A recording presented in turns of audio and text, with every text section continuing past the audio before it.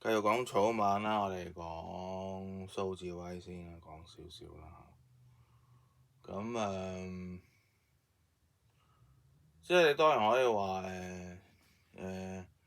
因為你草蜢係三大家族之一或者四大家族之一咧，咁啊啲家族成員咧就有多啲嘅互動啦。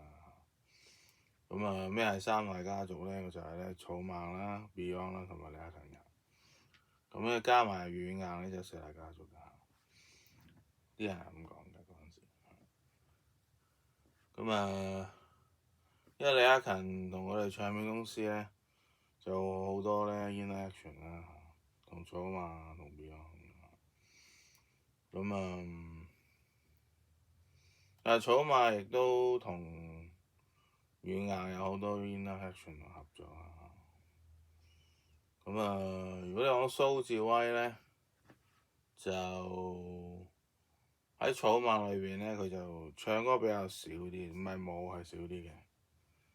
佢主要係搞服裝㗎，揾衫俾大家着咁樣㗎。佢同即係當其時寶麗金另一個女歌手劉少華拍拖結婚咁樣啦。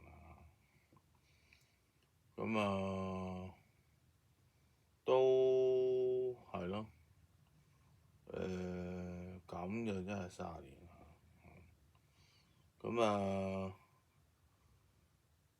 傳聞啦嚇，有好多服裝咧，其實咧都係同咧蘇志威有關，啲形象設計。聽講話咧，佢鍾意大利隊。